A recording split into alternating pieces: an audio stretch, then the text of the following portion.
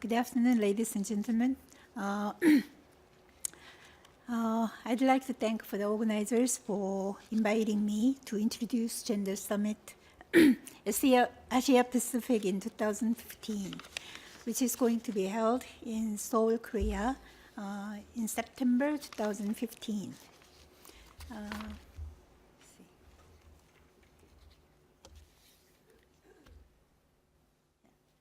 Well,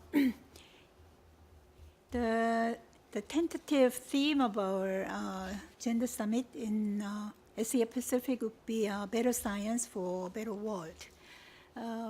As we all convinced that the sex and gender analysis leads the real better science, but this is only just tentative. And may I have a little pleasure to introduce Chairperson of our Board of Trustees of WISET, Myung-Ja Kim, who gave a couple of questions yesterday, and President Hee-Young Baek of COPS. She conducted the research on gender the innovations in Korea for 6 months, I think. And she made a tremendous differences in Korea already.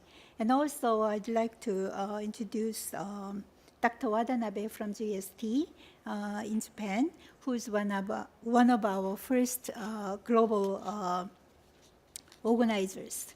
And we are going to work with some other agencies from China, Australia, and some other countries in Asia Pacific region.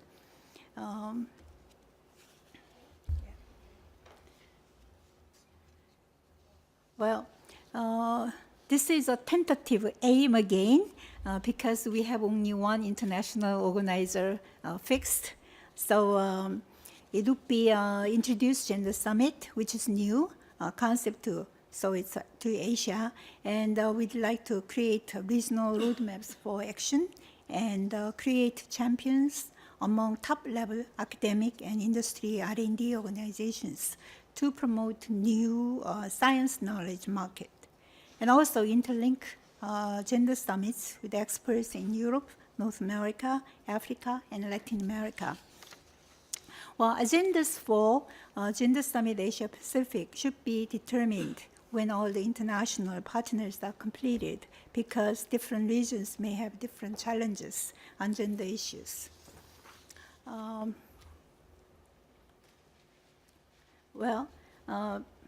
President Park just mentioned that Gender Summit in 2015 in Seoul is especially meaningful and timely because you can see there exists currently a large gender gap in the Asian region.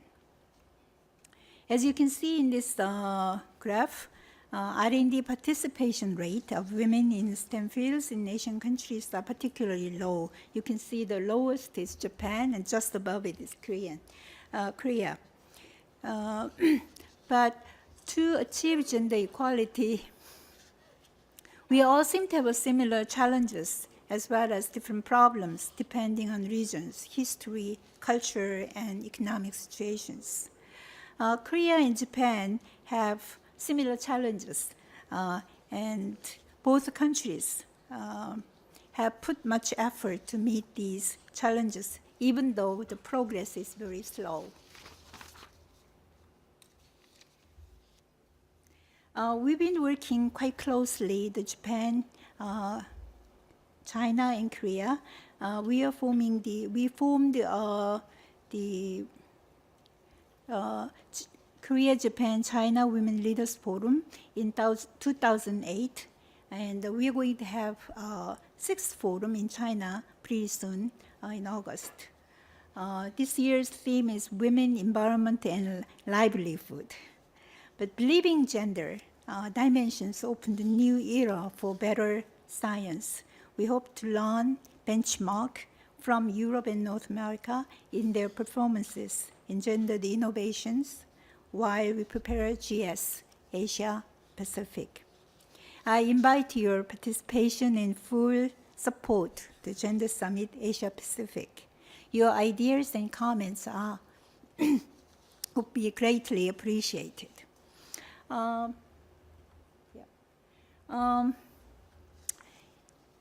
I'd like to mention that Gender Innovation Forum was established in Korea just last month, June 17th, to better prepare for Gender Summit, Asia Pacific, and to further expand gendered innovations. The concept of gendered innovations in research are well received by by researchers, both men and women. I was quite surprised, and the concept spread out quite rapidly. For that, I'd like to thank Professor Beck, who led the research team, and special thanks, of course, goes to Professor Schwinger and Dr. Politzer, who was inspired a lot during their visit to Korea. It all happened within 6 months, I think. So we just moving very fast. I would like to take this opportunity to introduce to you the Korean government's policies in improving gender disparity in set fields. There is a legal base for women in SET. Although the participation rate of women in STEM fields in Korea is still one of the lowest among OECD countries, the Korean government has been placing particular efforts to raise this number. After the enactment of this act in 2002, various policies has been imposed to fully realize its purposes. For example, establishment of center. Our center is one of them, and master plan for women in SET is set up in every 5 years. This is a policy implementation system. Once the master plan is set, the annual action plans are schemed and budget are invested accordingly, from which the programs are operated and their performances are evaluated. This year is the first year of the third master plan. This is just how we support. This is a supporting system from recruit to the advancement. I'm not going to go into detail.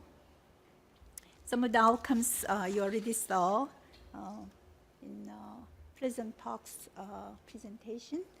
But I would like to mention third master plan, which started this year. If the first and second master plans were to increase numbers and to bring institutional changes, the third master plan is to support balanced contributions to the advancement of science and engineering and technology from both genders.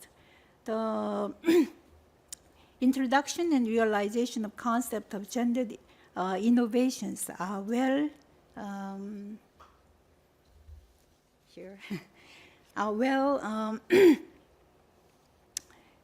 let's see, included in this plan. More specifically, policy implementations will continuously be proposed at gender innovation forums, and we are hoping that at the next year's Gender Summit as well. This is 5 core texts of third master plan, and the fifth one just tells that in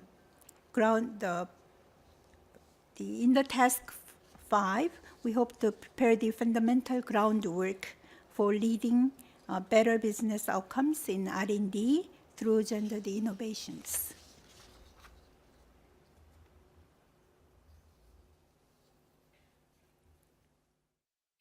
Yeah, I'd like to have a couple of minutes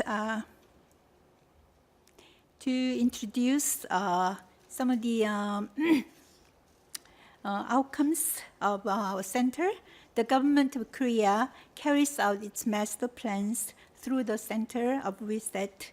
Here I introduce you three our best practices. The first one is gender-sensitive curriculum in engineering.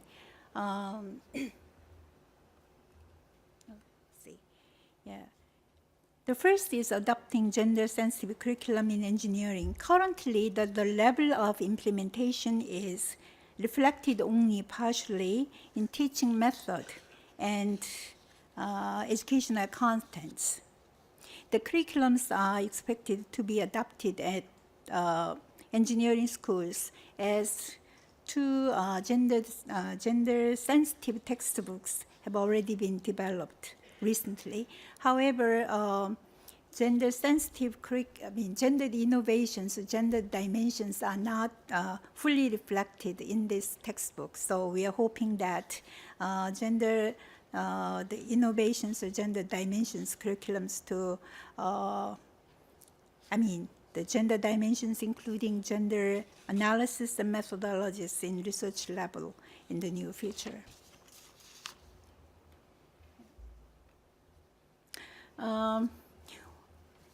For last 5 years, the engineering schools where the gender-sensitive engineering curriculums were well adopted, obtained excellent result in career developments of female students. This graph shows you the how much the employment rates improved in 5 years.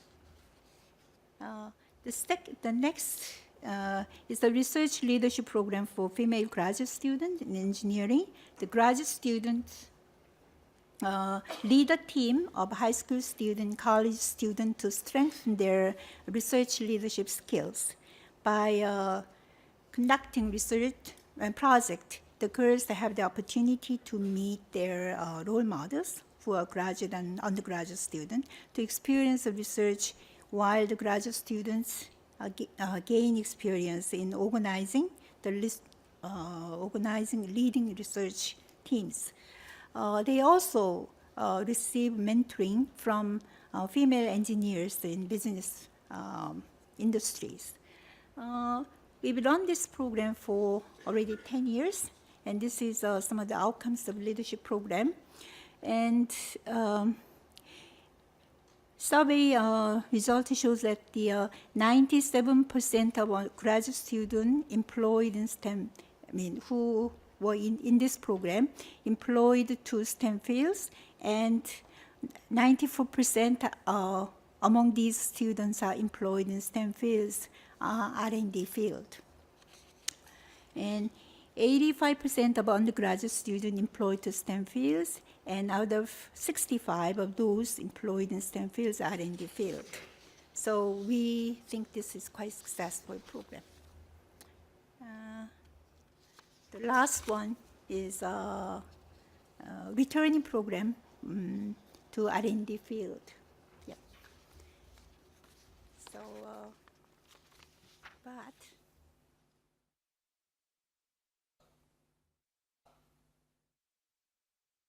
So I do hope to see you all in Korea. But this is the most important slides, I think, at the Gender Summit in Asia Pacific. It's not exactly, it's not settled yet, but it's sometime in middle of September in 2015. Seoul is the capital city of Korea. It's the best place to visit, I think. It's a city of rich history. You can see some of the histories in there, and also high technology for the better future. Thank you very much.